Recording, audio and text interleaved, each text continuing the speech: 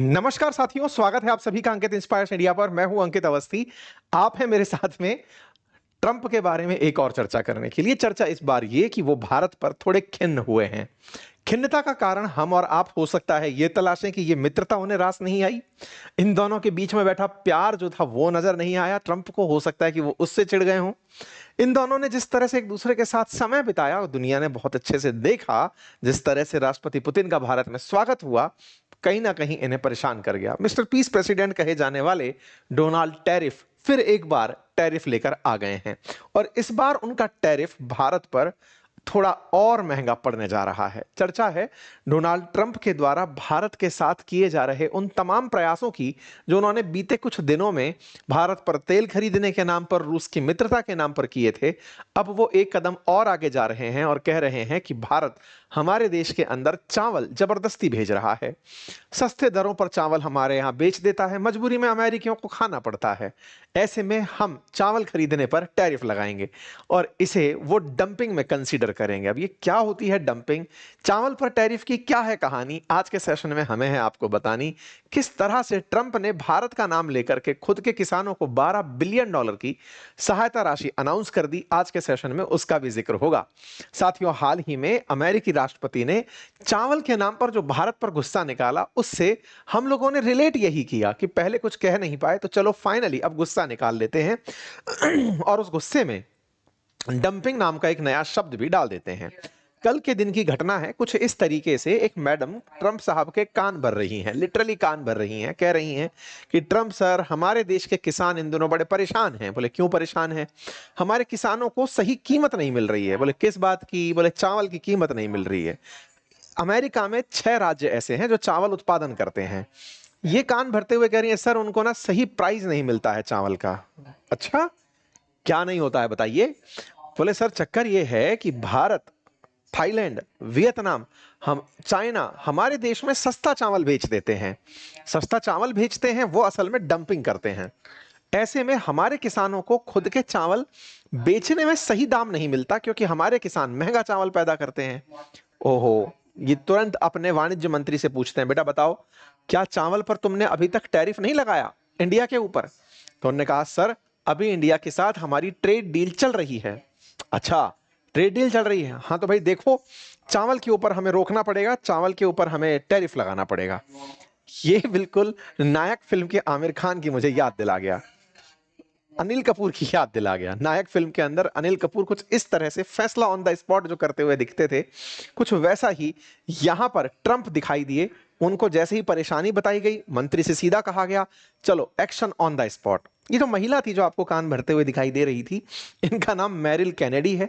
ये सीईओ हैं एक Louisiana based Kennedy rice mill है उसकी, और ये अमेरिका के फार्मर्स की तरफ से रिप्रेजेंटेशन लेकर गई थी ट्रंप के पास कि सर देखिए, ऐसे ऐसे हमें तरह तरह की दिक्कतें हो रही हैं। ओके, अब ये डंपिंग क्या है, चावल की कहानी क्या है, इसे भी जान लेते हैं। देखिए, भारत दुनिया में चावल उत्पादन में सर्वश्रेष्ठ कहिए, सबसे बड़ा उत्पादक कहिए। सर्वश्रेष्ठ इसलिए कि जो चावल हम पैदा करते हैं वो दुनिया भर में केवल इसलिए नहीं कि चावल खाना है तो खरीदा जाए।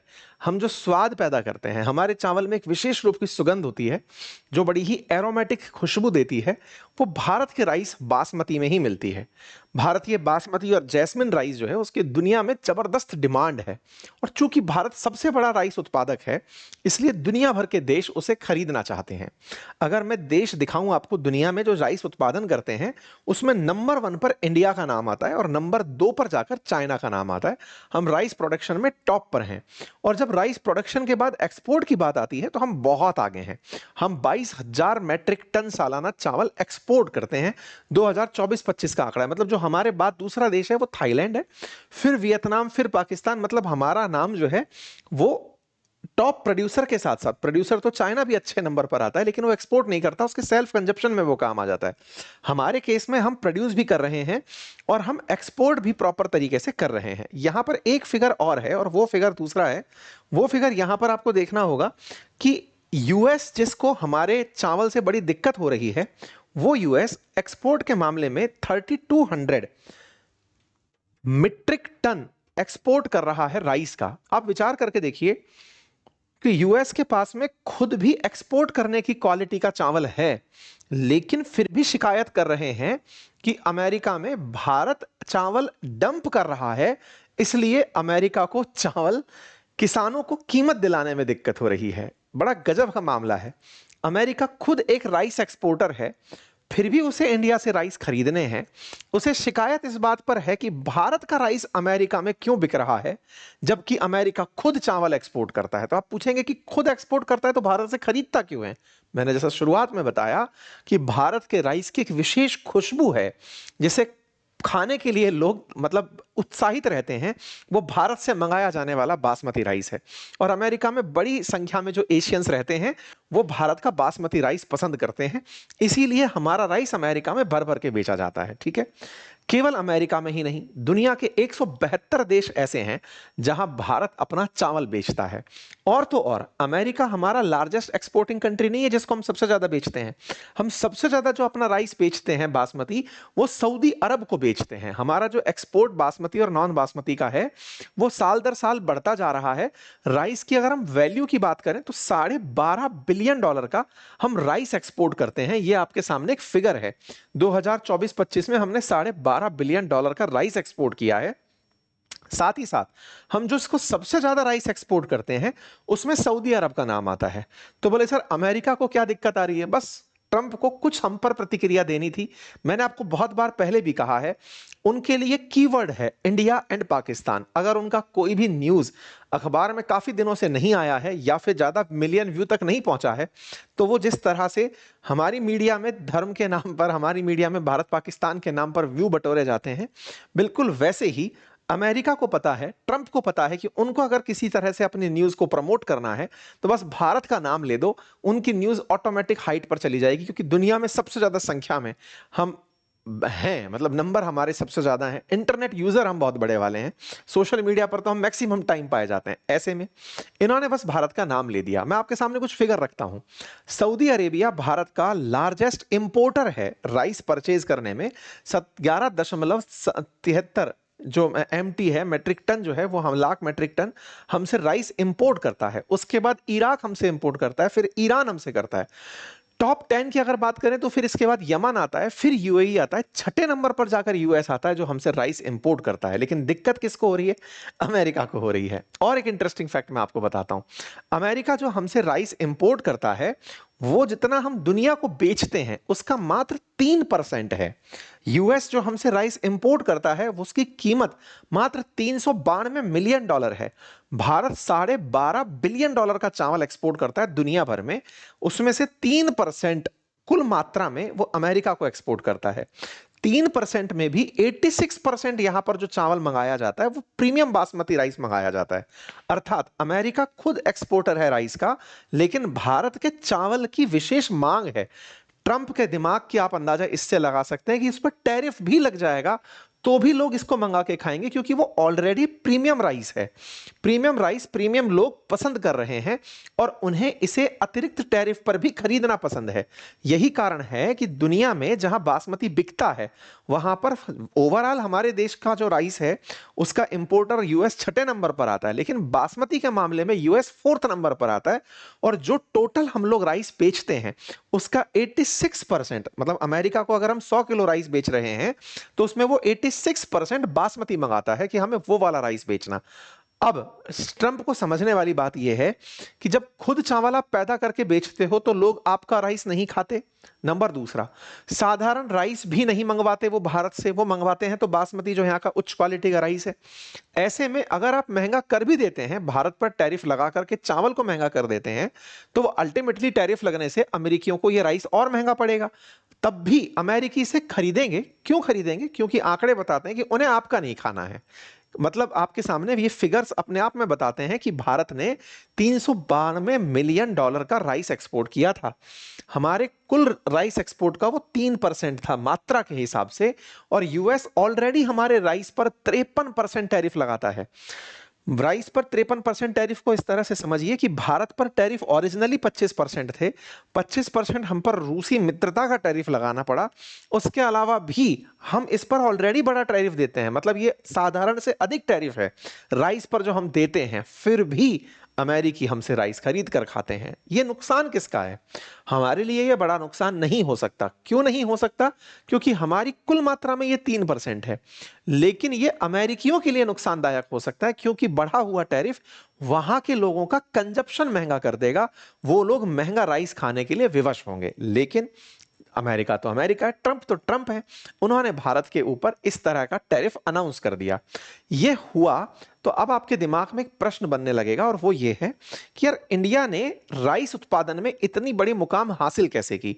तो इसके पीछे जो पब्लिकली वेरी मच नॉन जो बात है वो ये कि एक तो भारत का मौसम बड़ा अनुकूल है राइस उत्पादन के लिए। दूसरा, भारत के अंदर जो भारत सरकार द्वारा राइस पर मिनिमम सपोर्ट प्राइस दिया जाता है, न्यूनतम समर्थन मूल्य जो दिया जाता है, उससे किसानों को राइस उत्पादन में कोई डर नहीं रहता।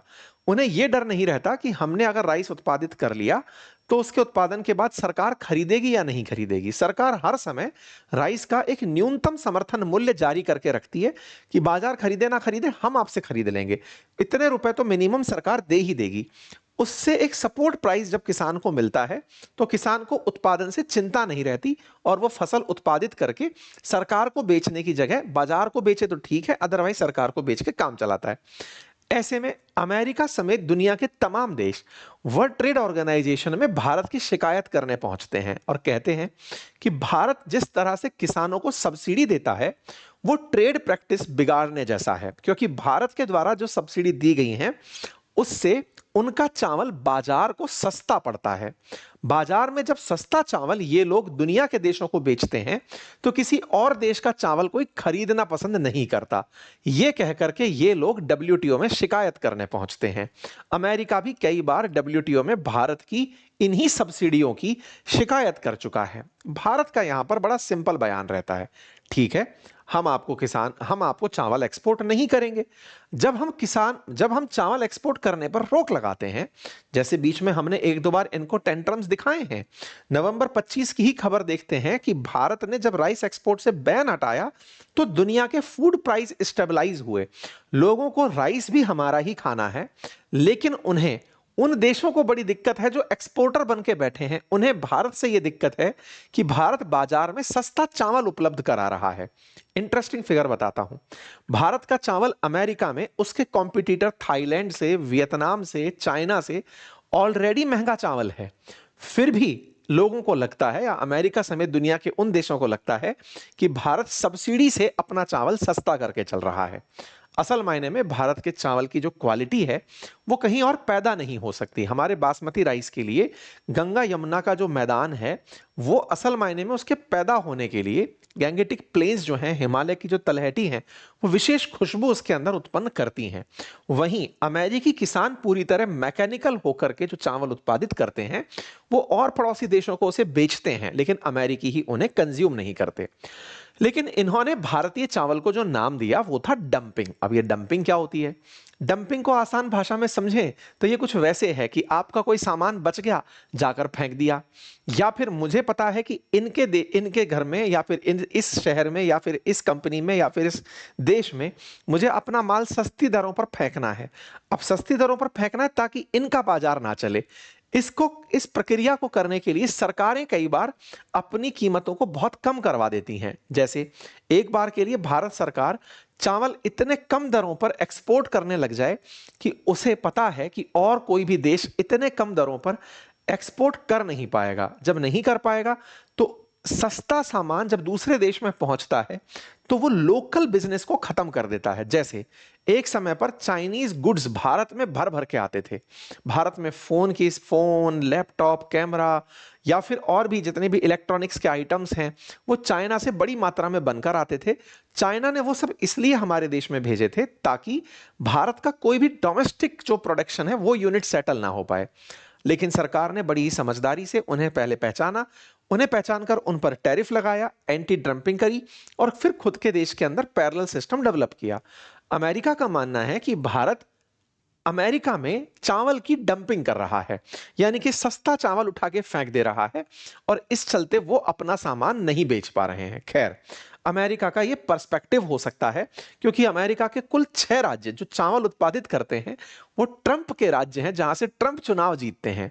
तो ट्रंप को अमेरिकियों को खुश करना है जिन्होंने उन्हें वोट दिया है, और उन्हें यह बताना है कि देखो तुम्हारे चावल में कोई दिक्कत नहीं है, इंडिया सस्ता चावल भेजता है तो मैं उस पर और टैरिफ लगा दूंगा।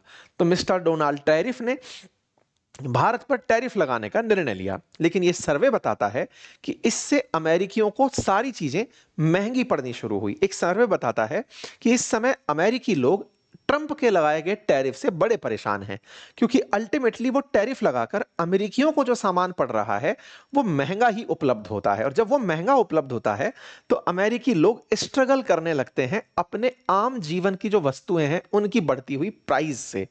ये परिणाम निकलता है कि जो प्राइस बढ़ने लगती है, महंगाई बढ़ने लगती है, जिसकी वजह से 10 में से 6 अमेरिकी इस समय ट्रंप को पसंद नहीं कर रहे हैं। हाल ही में गैलप द्वारा किए सर्वे से पता चलता है कि ट्रंप का जो अप्रूवल रेट है वो 36% आ गया, यानी 36% लोग ही ट्रंप को पसंद कर रहे हैं और 60% लोग इन्हें डिसअप्रूव कर रहे हैं कि नहीं, हमें आप पसंद नहीं हो। लेकिन मिस्टर डोनाल्ड टैरिफ को लगता है कि वो अब कृषि के अंदर टैरिफ लगा करके अमेरिका के 6 राज्यों के किसानों को बचा लाएंगे, ये दिखाते हुए कि देखो मैंने आपका चावल बिकवाने के लिए भारत से आने वाले चावल पर टैरिफ लगाया, जिससे भारत का चावल अब भारत बाजार में नहीं बिकेगा और आपका महंगा चावल बिकने लगेगा।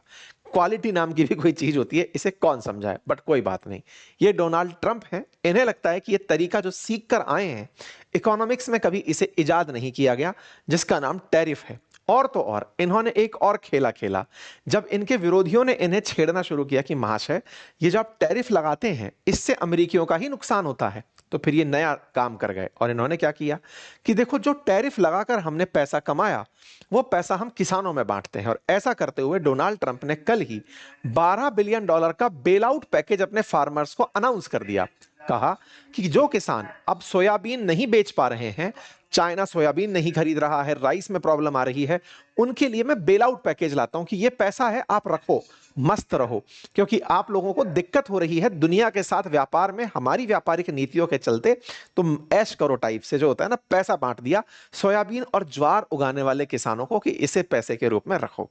कुल मिलाकर टैरिफ नामक ब्रह्मास्त्र यूज करने वाले Donald Trump, mister peace president, अब भारत पर ये राइस रूपी टैरिफ लगाएंगे, राइस पर टैरिफ लगाएंगे। इसके मायने चाहे जो भी हों, लेकिन ये इनकी इकोनॉमिक सूझबूझ को बहुत ही कमतर आंकता है।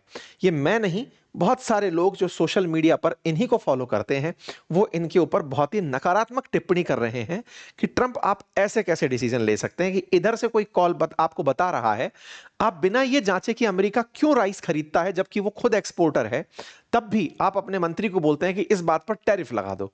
ये दर्शाता है कि आपको लगता है कि आपको एक ईगो है, आपको एक समझ नाम का ईगो बन गया है कि मुझे ज्यादा पता है, मुझे आइडिया है कि कैसे इन्हें लाइन पे लाया जा सकता है। पर खैर कोई बात नहीं, आपका ईगो आपको मुबारक। इतना ही नहीं, इन्होंने कनाडा के फर्टिलाइजर पर भी टैरिफ लगाने की बात करी कि कनाडा हमारे डोमेस्टिक फर्टिलाइजर प्रोडक्शन को प्रभावित कर रहा है, उस पर भी टैरिफ लगा दो। ऐसे ही ये मैक्सिको के ऊपर भी टैरिफ लगाने की बात कर दी है। कुल मिलाकर के ट्रंप का टैरिफ अब एक बहुत कॉमन शब्द हो गया है। जाते जाते शायद ट्रंप सरनेम हट करके टैरिफ सरनेम बोलने लगे। तमाम चीजों के बीच में टैरिफ के साथ जब सवाल इस बात पर आया कि क्या इन्हें भारत की मित्रता जो रूस के साथ है वो रास नहीं आई, तो जानकारों का कहना है, बहुत सी मीडिया ओपिनियंस का कहना है कि नहीं, रूस के साथ में जो भारत ने जिस तरह का व्यवहार किया उसमें कोई भी हरकत ऐसी नहीं थी कि वो वेस्ट को खफा करने वाली थी।